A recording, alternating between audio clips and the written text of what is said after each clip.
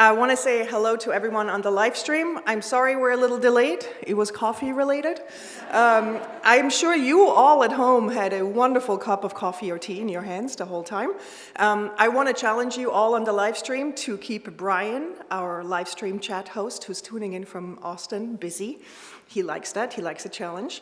And then, of course, good morning to everyone here in New York City who came out early on a Friday morning to be at the New York City Graduate Center. Who here was the lucky recipient of Mac Lewis's talk a few months back in this space? Some of you. Wasn't that something else?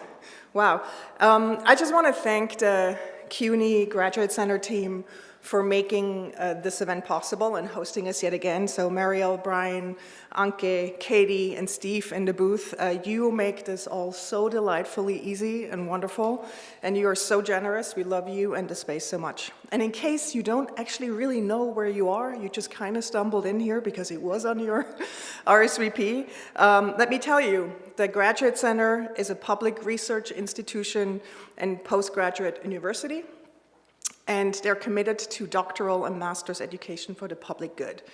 And you can find out about their professional development and non-degree programs and online offerings to level up your career on their website, which we will share in the follow-up email. And fun fact, you can rent this space and many other spaces and meeting rooms on this level. So next time you need a space for a business meeting, a conference, a movie screening, whatever it is, a theater, a musical, a performance, you can inquire with Mariel and her team. And if you want me to connect you with Mariel afterwards, come up to me, and it will also be in the follow-up email.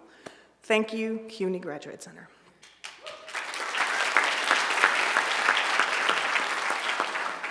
So every month we have a community member read our manifesto to shine a light on our values and to remind us of what we do and why we do it. And I usually find my manifesto reader by going through the people who have signed up for the events. I really love clicking through those profiles and see who's going to be there. In case you didn't know, on the events page, it says on the bottom right, there's like who's attending, and you can look who's attending. Look at you, you're such a gaggle of good-looking people. I usually laugh at some of the profile photos. This is truly a creative audience. And so I'm clicking around, and while I was actually clicking around and trying to think who stands out, who should I ask to read the manifesto, my colleague Anne shared an article in The Atlantic with the title, "Why Americans Suddenly Stopped Hanging Out." So I'm reading it, and in this article, there is a definition of community that I've never heard and that I found really interesting. It said, community is a space where people keep showing up. And then I was like, of all of these people who have signed up, who's the champion of showing up? So I went into our nifty backend and sorted by signups and nearly fell off my chair because there was Shuchi, who definitely takes home the trophy of most signups. She has actually been to 278 events since 2016.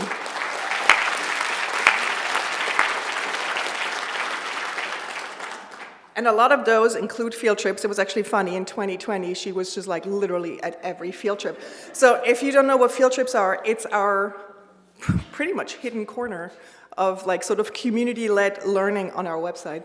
And plus also she got waitlisted 9 times, and she is such a solid citizen because she released her ticket 4 times because she couldn't come. So what a stellar member of this community. Give her a round of applause, Shuchi.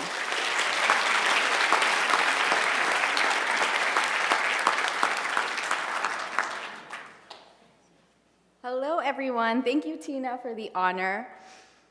Right. Everyone is creative. A creative life requires bravery and action, honesty and hard work. We are here to support you, celebrate with you, and encourage you to make the things you love. We believe in the power of community. We believe in giving a damn. We believe in face-to-face connections, in learning from others, in hugs and high fives. We bring together people who are driven by passion and purpose, confident that they will inspire one another and inspire change in neighborhoods and cities around the world. Everyone is welcome.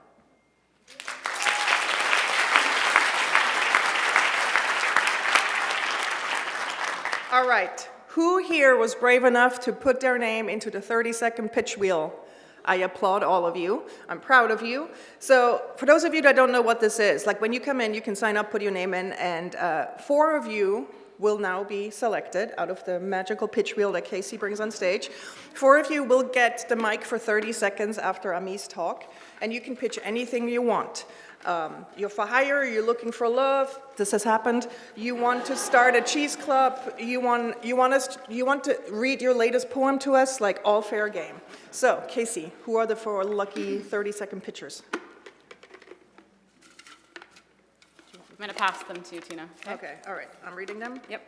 Max Emmerich, raise your hand if you're here. Cool. Oh wow, this is crumpled up.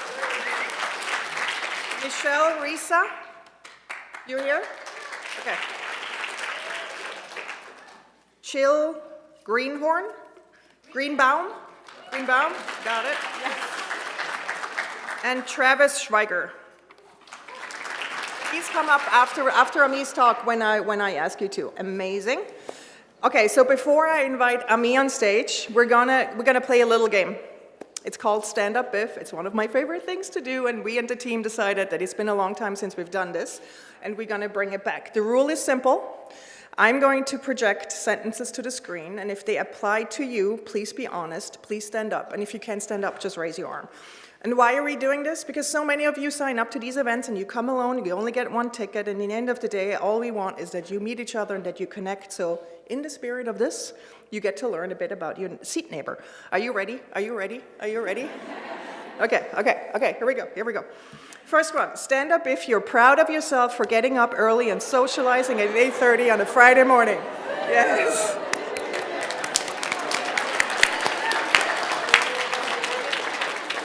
Stand up or stay standing if you have made a friend at Creative Mornings.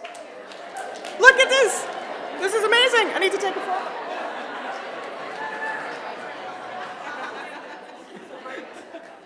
Oh my God, I just want to go home and just be happy now. This is why I do this. Okay, stand up if you secretly hope to make new friends here.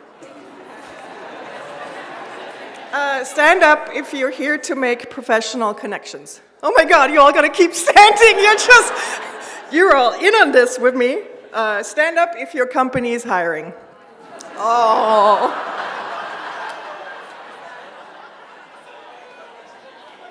Okay, so wait. Okay, psst. I want to hear what kind of roles they're hiring, so shout it. Product manager. Software design. Education consulting. Social media expert. Software engineering. Social media expert. I just feel like all of you hiring, maybe meet over there afterwards. And the people who have these roles, okay. Moving on. You're an introvert, but you pushed through and you came anyway.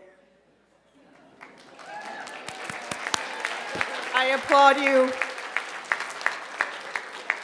I apologize in advance for what I'm about to do to all you introverts. And then staying optimistic and hopeful takes much of your energy these days. Yep. And stand up if you're really, really excited about something. You are my people. All right, you can sit down, but we're actually going to stay on this prompt. And I'm sorry to you introverts, because I bet you all want to know what the people around you are really excited about. So in the spirit of connection, I'm going to make you say hi to each other and tell each other for 2 minutes what you're excited about. And remember, strangers are nothing else than a future friend. Okay, 2 minutes.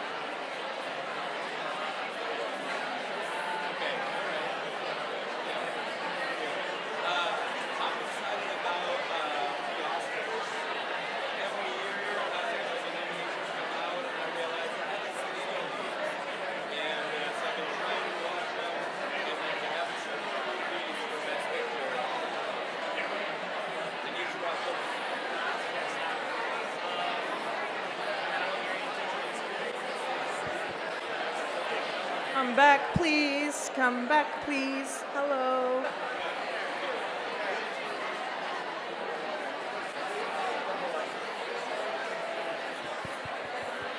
Come back, please come back.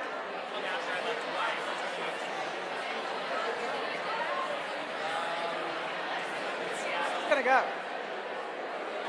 Hello, hello. I'm gonna leave. Hello. Oh my God.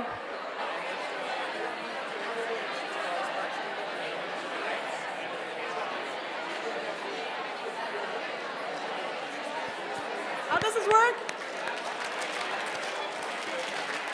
Okay. Come back, everybody.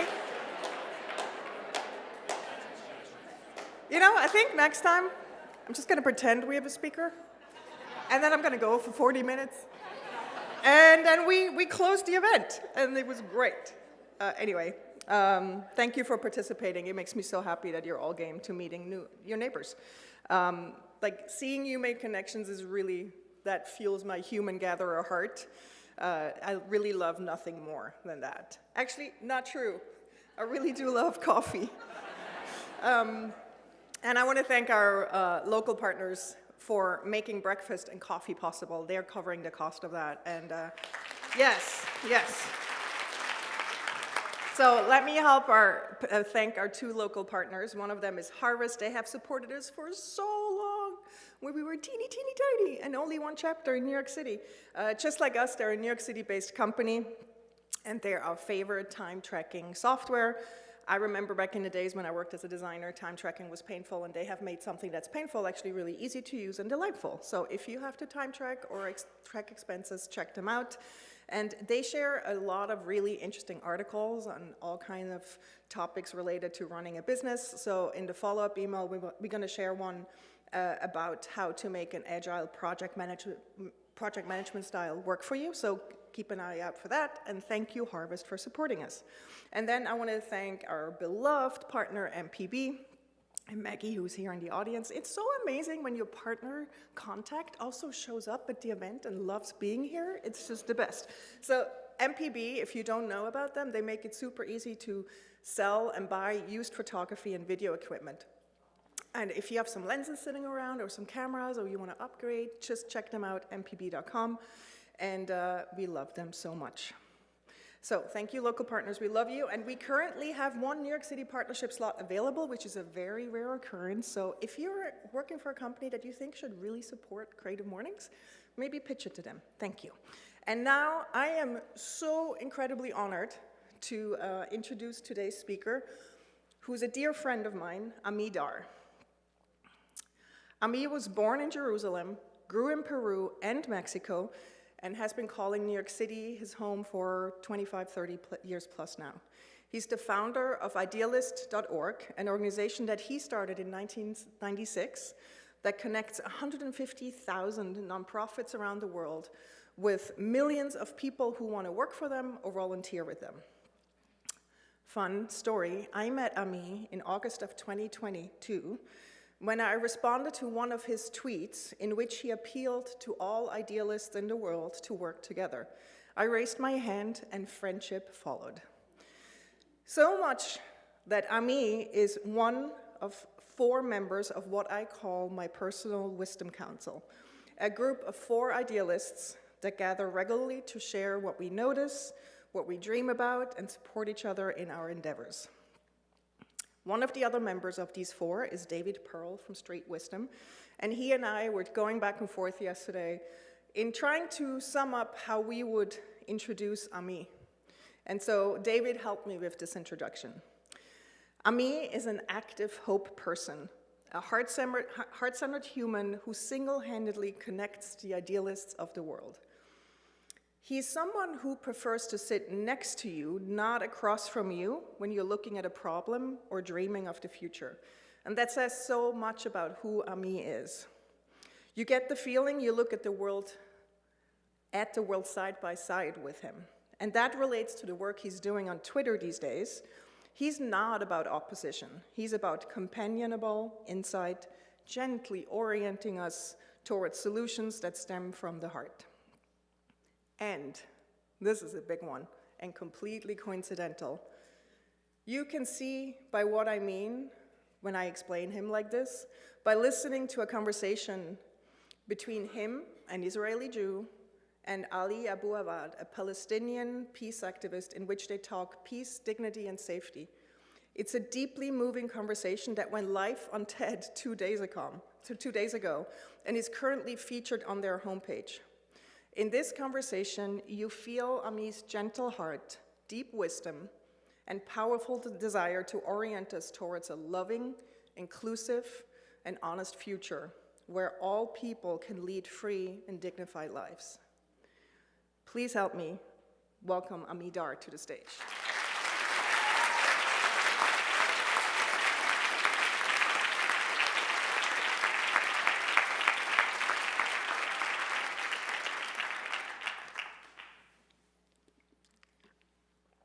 Thank you, Tina. Let me recover from that. So when I die, I know who I want to read my obituary. Thank you, Tina.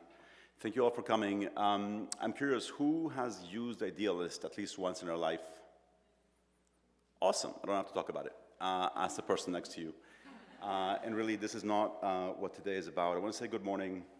Tina is very strict. She told me that I have 20 minutes. So I'm going to try to stick to my 20 minutes and go through what I want to tell you all today. So I'm going to dive straight, and I'll thank Brian for hosting us here a bit later in more detail. Good morning, all. Thank you for coming. I'm going to dive right in. Tina mentioned Twitter. I prefer calling it Twitter, if that's okay. I got on the platform about 15 years ago, in 2007 or 8, I think. I never really used it. I had maybe 5,000 followers 4 months ago. And basically, this is what a typical tweet of mine looked like in those days. You can see both of the content, and you can see the incredibly high level of engagement. No, right? And so this is what I thought Twitter was and did. And I got to this point where basically I felt, what is the point, right? I can just say something to myself, and then, 12 people will like it. Yeah. And this is really what my life, I'm being literal, this is a sort of, once in a while I would say something and this would happen. So then, 4 months ago, on the morning of October 7th, a terrible thing happened. We don't have to sort of classify, you all know what happened. And I went to basically sort of a daze. I was completely dazed for a couple of days at home. And then a couple of days later, I got to the office and I just blurted out this, and I thought I would get 12 likes. And as you can see, that's not what happened. 5,000 people shared it. It went to about 1.5 million people. And then, since then, I've been carrying on this conversation with people out there in this sort of vein. A couple months after this, in a moment of sort of despair that allowed me to, I think, be a little bit more, sort of just allow my full craziness to go out there, I put this out there, and it's just I want to share this with you because this is really what today is about. I simply wrote, we urgently need a global coalition of good people, of the kind and the reasonable, of all those who want to help build a world where all people can lead free and dignified lives. I think this is possible. If you're interested, I'd love to be in touch. And just a couple quick points. This is not specifically about what's happening in Gaza and Israel. It's about how using all the resources that all of us have, we can build basically a better world. And then to start building this movement, I need to be in touch. And so please enter your email here, and I put this totally ugly link to a, you can see how optimistic I was about people responding by the ugliness of the link. I mean, I thought, yeah, who's going to give me their email on Twitter, right? And my whole life, I've been a pretty good guesser, pretty good estimator. I thought, if 10 people get back to me, it's going to be great. 20 would be amazing. Within a few hours, 500 people had responded in this form, and there were amazing people. Doctors, journalists, artists, grandmas in 40 countries. And I was like, oh my God, okay, so now I've got to do this. So what I'm going to do today, I want to take you back to 3 obsessions that have sort of guided and driven my life. If 1 or 2 of those resonate with you, we'll be in a good place. If all 3, that'd be amazing. So as they say in the movies, let's go back 60 years in this case. This is my sister and me in Peru when I was 3 or 4. As Tina said, I was born in Jerusalem when I was 3. We went to Peru and then to Mexico until I was 15. My dad worked for the UN. And very soon, for some reason that I'm not really sure of, when I was 7 or 8, I noticed in the streets in Mexico City that there were kids my age begging outside. And I couldn't understand why. I asked my parents, why is it that we have food and they don't? I remember specifically once we were stuck in traffic. It was at night, it was raining hard, and we're in a light. My dad stopped the car, and out of the rain, this kid came out. He was my age, maybe 8, and he put his hands on my window, and he looked at me like from three inches away, and he wanted me to help him. And I was like, I'm 8 years old, I can't help you. But that feeling of this sense that I wanted to do something, I didn't know how, that stayed with me. And so this started this initial obsession, this feeling that all over the world, I think for all of us, there's this big gap between intention and action, right? We all, I can't see your faces, but I imagine that this is familiar to you, the sense of wanting to do something about something that's bothering us. It could be a small thing. There's someone in the office that I want to say something nice to and I haven't for some reason, all the way to, war, poverty, climate change. What can we do? And there are many, many reasons why we don't. It's not that time or money. There are many internal reasons why this is hard. Does that make sense? Nod your head, you felt this way. So that was the beginning of the first obsession that has accompanied me ever since, this gap between intention and action. Then, when I was 15, we went back to Israel, back to Jerusalem, that beautiful city there that I love so much. And I did not like school since I was about 3 years old. So I would play hooky and I would go wander in the old city instead of going to school or go in the afternoons. And I started noticing, spending many, many hours in the old city. If you've been there, it's a very small place where you have people from sort of every religion, every part of the world sometimes, every garb, walking around, talking. And I started noticing when I was 15 or 16 that the way those people treated me and the way they treated each other had nothing to do with who they were supposed to be, right? So you had Muslims, Christians, Jews, Armenians of all kinds, and I started noticing that they were being kind to each other or not, regardless of who they were, that these are personal qualities that have nothing to do with the labels that basically divide us. But you can't really see that from a distance. You have to meet the person, right? What you see from a distance are the labels, and then you have to get closer. And so that gradually got into the second obsession, which is that getting in touch with people, essentially, that connecting for good should be easier. And I'll give you sort of a closer example of what I mean now. One is across all these divides that we have, but also literally where we live and where we work, right? So this is a street in Brooklyn, which some of you may know. There's actually a little park there now. Imagine people living on this street, and they're looking out their respective windows, and they're wishing, it'd be great if there was a little park down there, right? They're imagining this. How do you know that the other two people are thinking the same thing? How would you ever know this? 30 years ago, we literally had no idea, unless you know everyone. Now, what's fascinating is that 30 years later, those buildings are full of, rapid internet, and also cell phones, LinkedIn, Facebook, Twitter, etc. And very often, we still don't know. And of course, it makes a huge difference, right? Because 3 people can get organized and start something. 1 person is hard. And we still don't know, and even if we do, even if in theory there was some group that you could actually write to, do you feel that you have the social permission? Can you actually propose something that makes sense, or is it going to be awkward or weird, or are you bringing up the subject? This is not really what this listserv is about. Does that make sense? So that's the second feeling, the feeling that it should be easier to connect with others around us and do good things. So I was in Israel, had to go to high school until I dropped out when I was 17, and that was that. I'll tell you, I became physically strong enough that they couldn't make me go anymore. So that was the end of that. So I dropped out, and then had to serve in the army for 3 years, a very long time ago, more than 45 years now. It was not great, finished that, and went off to South America for, how many people have been in this continent? Raise your hand. Oh my God, awesome. So I wandered around there for a couple years, more than 2 years, trying to, as they say, find myself. And as I was finding myself, I was meeting other people, travelers, local people, who also wanted to do something, many of them about what they were seeing around them. Now, it's hard to imagine, this is the mid-'80s. The web had not been invented, not even visualized. You would meet someone in a youth hostel and you'd say, have a happy life, and you meant it, because how are you going to be in touch? People would literally, trade mailing addresses, which you would then throw away, because you're not going to send them a postcard, right, to someone that you met last night. So you're wandering around, and I kept meeting people that, again, I felt this kindred sense of, you're like my second nation. You're like, I would take you to a small island. If I had to pick 30 people, I would take you with me for a couple of years. And there were these people everywhere, and so I kept wondering, as I'm traveling, I'm backpacking, I'm walking, what should I do with my life? By the time I was 24, and by the time you're 24, it's different than being 18, I was feeling, I have this thing, my life, like what should I do with it?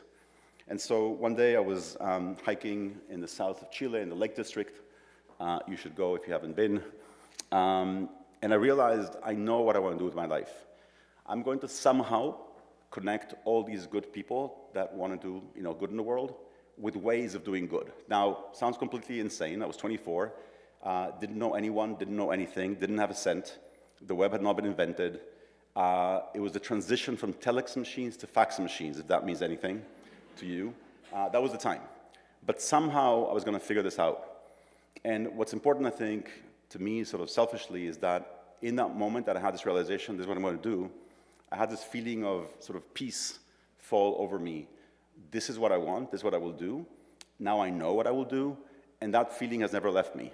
And it's interesting, my wife is sitting here, and the only other time in my life that I felt this way was I met my wife through friends in Spain, and then we talked for 5 minutes, then she had to go to her parents for Christmas.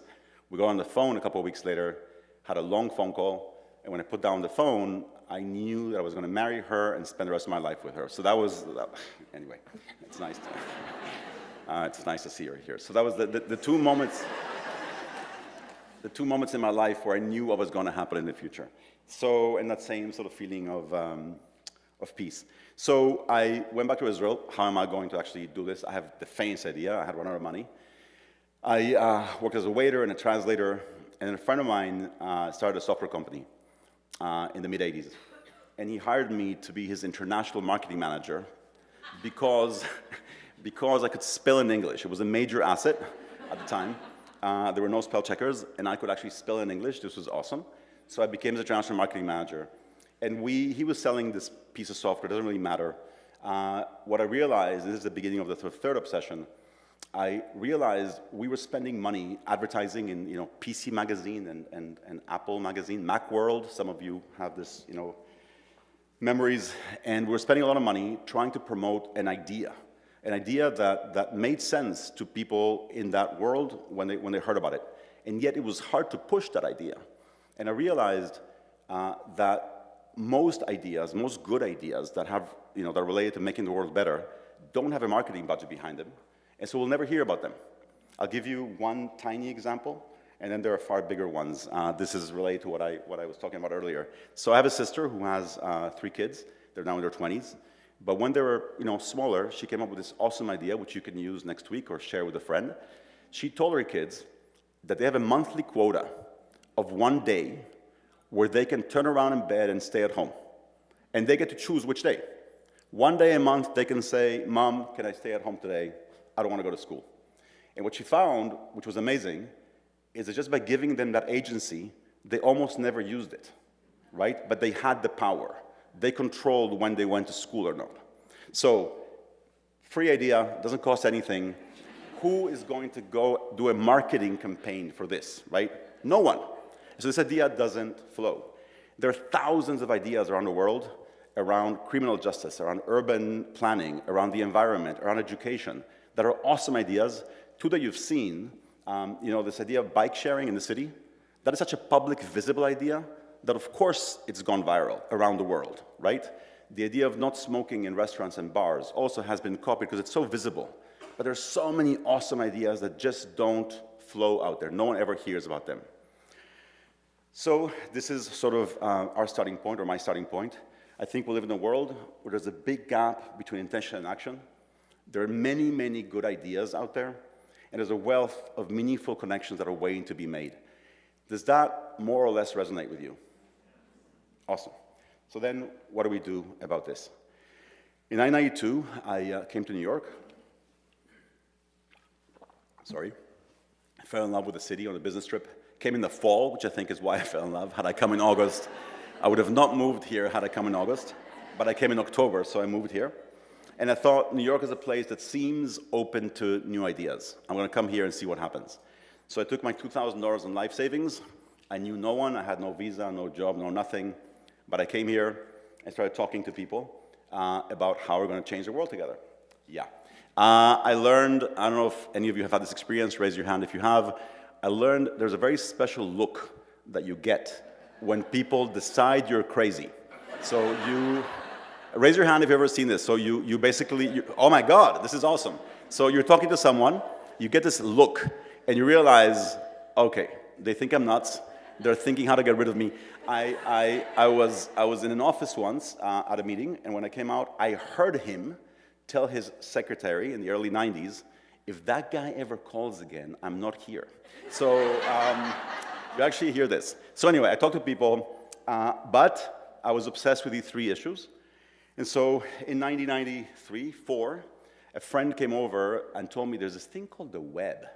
There has not been a graphical interface yet. Some of you, I think, may remember this. Most of you, I think, will not. There were basically green words on a screen. That's it. The web was for connecting scientific articles to each other. And this guy came, he put up this green words, and one word was glinting in the middle. It was a link. When he clicked on it, it went somewhere else. And I went to heaven. I was like, oh my God, this thing was created just for me. I can now do something.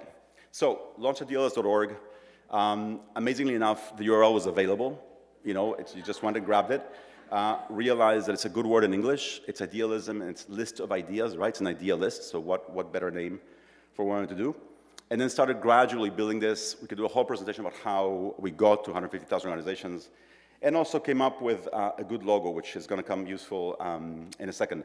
I always was, again, I use the word obsession, because I'm a pretty obsessive guy. I've always thought logos are important, and there are very few great ones. So it took 3 or 4 iterations to come up with something that we liked, and so there we were. So, have an organization, have a nonprofit, it's growing, things are happening, and I'm still, every day, I open the newspaper, I look at the news, and I'm like, really? That is all we can do? Come on, we can do more. This is insane. This is, I'm going to use a bad word, we can do more than this. Obviously, we cannot do more. We feel this. But how? And what it really comes down to, it comes down to an issue of what can we actually agree on, right? If all of you here today could agree on something, there is so much energy in this room. Like if someone looks at you, I'm like a physicist looking at like this little pound of uranium and thinking, oh my God, with this thing I can go to the moon. Looking at all of you here, your ideas, your creativity, your contacts, your connections, vendors, clients, everything you've done in your life. There's so much here. To release that though, we need to agree on something. I'll give you a tiny example. I believe, for example, that Tina should be the next mayor of New York. Who would disagree with that, right? Obviously, Tina should be the next mayor of New York. Now, as you can see, you are more or less agreeing with that. If today we took the day, if we canceled our meetings, and we just stayed here and ordered food and coffee, and ordered the stuff to come in, by the end of today, we would have Tina's campaign up and running, right? Wouldn't you, wouldn't we? I mean, we would have posters and yard signs and a website and an app. This room would do it. Why? Because of this agreement. The agreement will release energy, right? So the question is, when you look at the world, even just looking at New York, what can we possibly agree on? It gets really, really hard. I can start putting up bullets of things that I believe. Every bullet I put, I will lose some of you. By the end, I'll agree really strongly with myself and nobody else. So it's hard. But I kept thinking about this, and I felt that there was this brick wall that I knew somehow we can get through or around. There has to be a crack, there has to be an answer to this question of how we get more energy from all of us out there. So I would, feel the wall. I'm talking metaphorically. I would feel the wall. There has to be a crack somewhere. I would smash my head against it. I would try all these different ways. And then there was a breakthrough a couple years ago. My daughter here just finished high school, and in high school they say that you show your work. She's in school now. Don't have time now to show you the work. I'm just going to show you the results. Okay, what is this breakthrough? There are 3 things that I think we can agree on. 2 are critical. 1, as you'll see, is optional. And if we agree on those things, if enough of us, many of us, enough of us can agree on this, we can spend a day here, and by tonight, we would have changed, we would have done something amazing. Don't worry, the doors will be open, but we can do something amazing together. So what are those 3 very simple things? The first one, just a very simple statement of values. Working with others in the spirit of generosity and respect, I want to help build a world where all people can lead free and dignified lives. You can add much more to this. A year or 2 before COVID, we launched a Facebook group and invited people to sort of join us based on this statement. And we learned very quickly, so surprisingly, that statement was enough. It was enough to get the right people in the room, and it was enough to have most people on their best behavior. The group together translated this to 80 languages, and it turned out that it was good enough to sort of be based on. Hopefully, none of you is opposed to this. So that's the first thing, just a statement of values and what we want to build together. We love a world where more people have a free and dignified life. Second piece, to move this actually to action, this is the second piece that's critical. 3-7, what this thing is supposed to be, is a date, any date. Okay, this could be any combination of 2 digits. 3-7 in the US is March 7th. In much of Europe and other countries, it's July 3rd, right? You guys know this. The only 12 dates where that's not true are these dates, right? 3-3, 4-4, 5-5. Those dates work all over the world.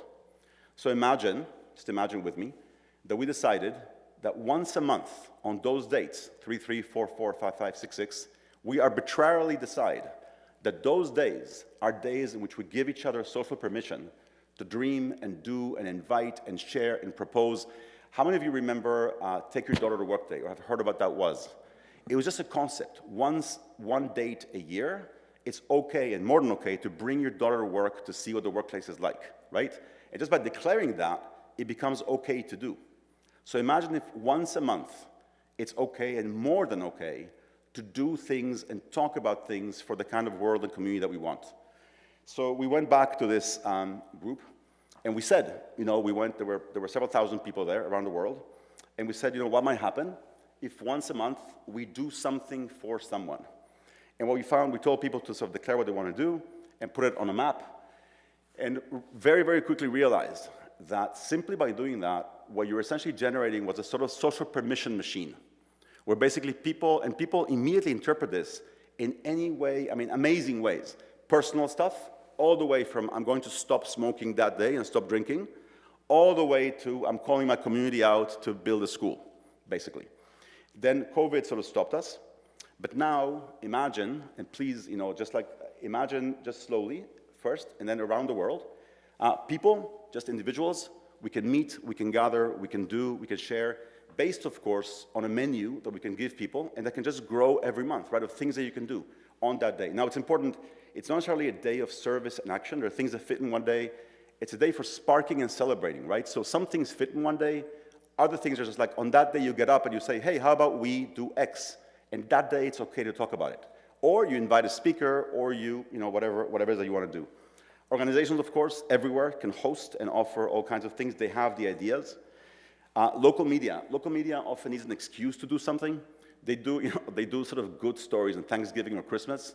How about once a month, go cover something cool that's happening where you are? So if once a month they had the excuse to shine a light on something great, schools, why not invite the kids, the students to do something great and then help them do it? Workplaces, hey, once a month, you could tell any corporation. It's funny, I'm wearing my white shirt because my wife told me it's going to be a corporate audience, so you have to dress up. I said, not exactly corporate audience, but I did wear my white shirt and my wedding shoes. So corporations, workplaces could tell people, look, there are 12 of these days every year. You get 3, whichever ones you want, and go do something cool, right? And then cities, think about mayors. Mayors have limited budgets. If a mayor can just announce, look, one day a month, everyone is invited to work with everyone else. I'll close the streets for you guys to do stuff together. And then, of course, each of these things, taken separately, each of these will be meaningful, but imagine doing this, the cumulative effect of having this happen month after month, the contagious energy of this flowing around the world, every month, more ideas, more cool things happening that then can be learned from and expanded. Does that more or less make sense? Can you imagine that in some way? Well, what are you going to do? You're stuck with me. So that's what we want to propose, a monthly day of action, service, sparking, etc. Now, this is entirely possible, and like I said earlier, if we simply spent a few hours here, we would come up with so many ideas and so many ways of doing this. There's one last thing to share with you. This is the one that I meant that is optional. It'd be wonderful to have a way of seeing through our differences, seeing that anywhere in the world there are people who want the same things: freedom, dignity, respect, generosity, kindness, peace. It'd be wonderful to be able to see that and to also see the impact of all these actions.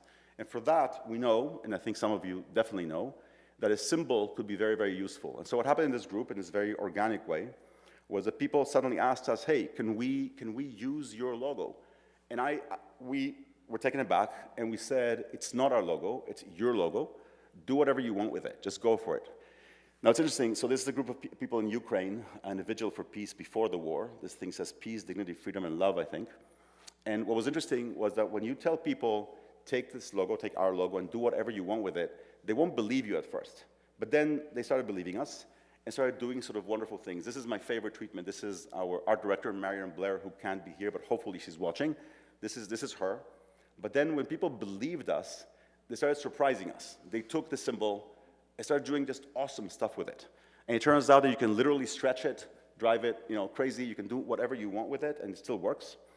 And so this is where we are. This is what I wanted to share with you today, that if we can imagine a set of values that we can agree on, the ones I mentioned, if we can imagine just once a month on 778899, focusing on what we can actually do together, and then if we want, we can share that visually in any way that we want, anywhere we can, then we can truly do something amazing. That's what I wanted to share with you today. I'll also repeat what I said earlier with Tina. If we all spend the day today just on this, I have no doubt we would do something amazing. You're all invited to collaborate with us anytime. I have no idea if I went over time or not. Thank you for being here.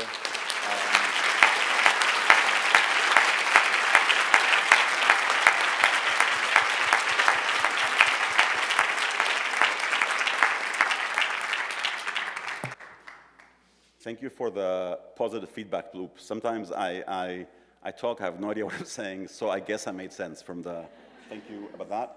I'll leave you with this. I know there'll be some Q&A. This now is a very pretty link to that form that you saw earlier.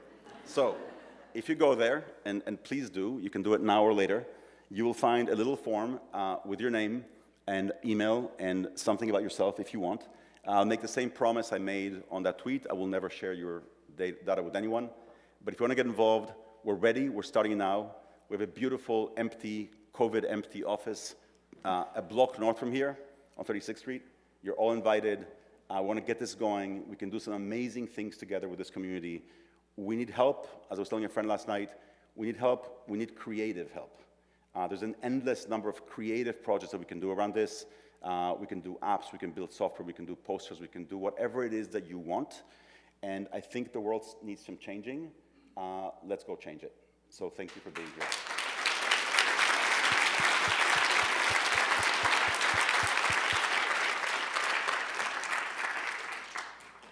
Am I lucky to have Ami on my wisdom council? Right? I know, I feel very lucky. All right, we just have a few minutes for questions, but I'm pretty sure there's some good questions waiting here to be released. Who wants to go first? And if you do, stand up and say your name, please. Wow. There we go. Can you hand the mic down?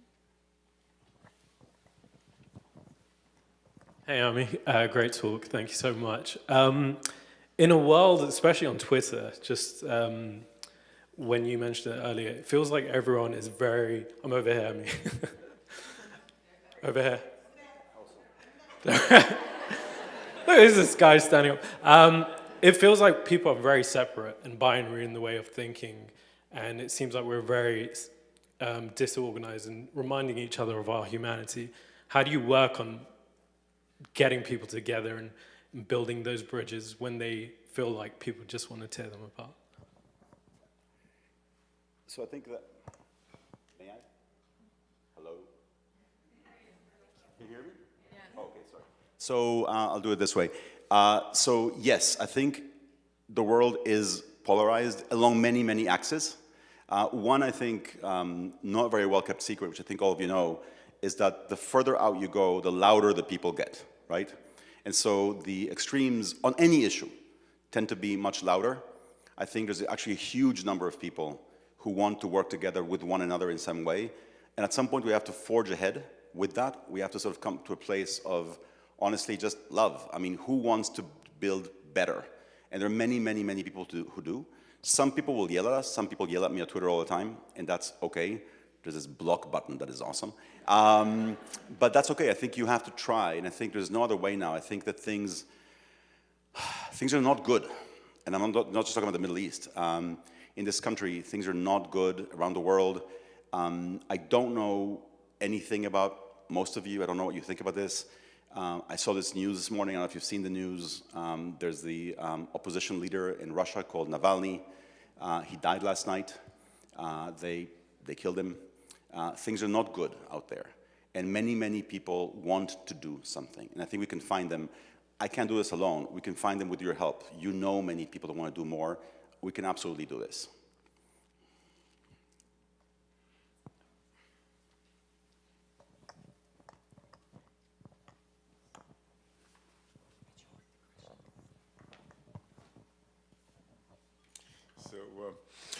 So Ami, I am, well, kol hakavod, thank you so much. That's Hebrew for the more power to you. I came back from Israel full of idealism. I did Arabic studies, Middle Eastern studies. I worked in peacemaking in the Middle East. And I'm just going to throw out one of the things I learned from the very wise Jesuits at the School of Foreign Service of Georgetown, which is if you want to move the world along in a particular direction, which is what you and many people here are all about, make sure you start with a very clear understanding of where it is right at this moment, and only then can you really move forward. Yeah. So there was no question mark at the end, but I will absolutely agree with that. I want to add one small thing to this, which I think is in some way related. There are some very basic rules that we want to have for this whole thing, very, very basic. One is not violence at any time. One is not attacking people based on who they are. You know, we don't choose who we are, we choose what we say and do, so don't attack people based on who they fundamentally are. And the last one, I think that's really important, no action about you without you, no action about me without me. Don't go helping people who don't actually want your help. So ask first, right? This is really, really important. And if someone doesn't want to get involved, leave them alone. One thing that, you know, nonprofits don't say enough, or activists don't say enough, is that the fundamental human right is to be left alone. You know, I want to be in my room reading poetry and not harming anyone. Leave me alone, okay? Invite me once, and if I don't come, leave me alone. So there's that right as well that needs to be respected. I'm so sorry, but we have to end it, unfortunately. Thank you, Can Tina. we get another Thank round you, of Brian. applause for Ami?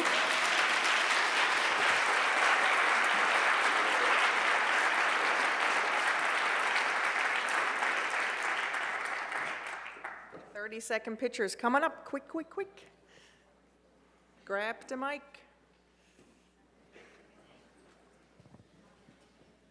Chop, chop, chop, chop, chop, chop, chop. And sorry, CUNY team, we're running a little over. The Swiss and me cannot handle it. Okay. Where's Casey?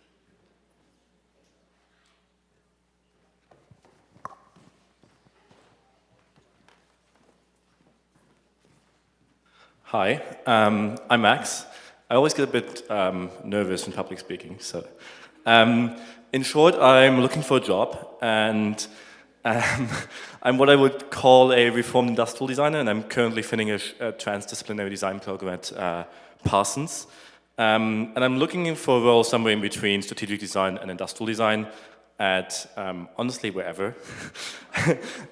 So if you want to know what all that means and how I've worked on projects from quantum physics to organic waste at restaurants, or how one of my projects made the MTA shut down 2/3 of the features for the new Omni app, reach out to me. And even if you don't have a job and just want to connect, feel free to reach out and see me after.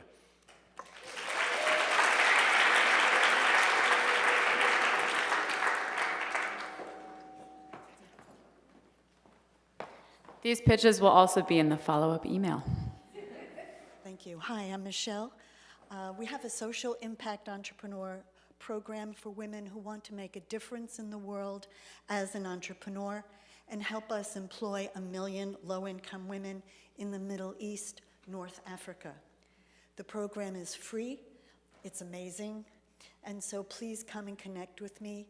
To apply, I'll be right here. We also need help in getting this word out, so would love your help passing it forward. And Ami, I am certainly connecting with you and joining you. Yes, thank you.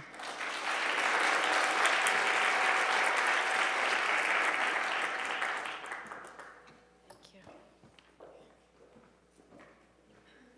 Hi, good morning. When I become stardust, I want to have loved well, lived well, and left the world a better place. I can do that by recognizing my mortality, and so my gift to you is my passion for life. I'm all about making every moment count. We will never have this time again. My request to you is you take the time to embrace it all of your life, and if you want to talk about these things, celebrating your life through talking about your dying and death, that's my offer to you. I'm listening. Thanks.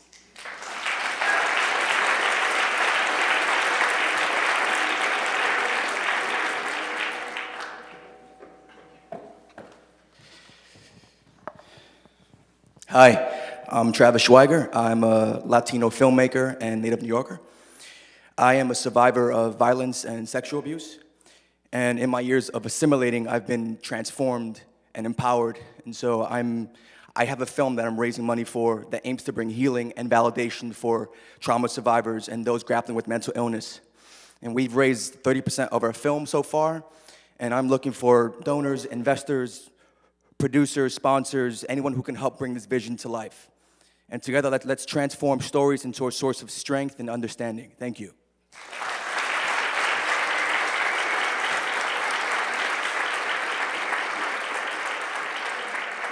Thank you so much. And in the follow-up email, as Casey said, everyone's contact information will be there if you want to reach out to them.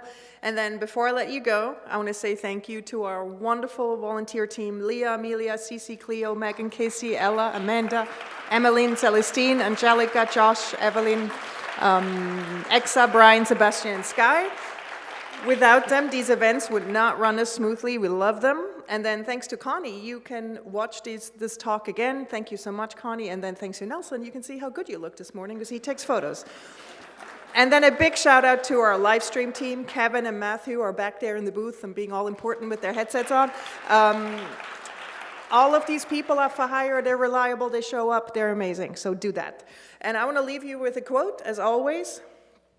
We don't see things as they are, we see them as we are, Bana Anisnin, which is so, I think, in line with what Ami shared today. So Ami, your talk was wonderful. I am so lucky to be your friend, and thank you all for being here. Next event is March 29th. We're going to be at a new venue, the Asia Society. Stay tuned for the speaker. Thank you for coming and have a wonderful weekend.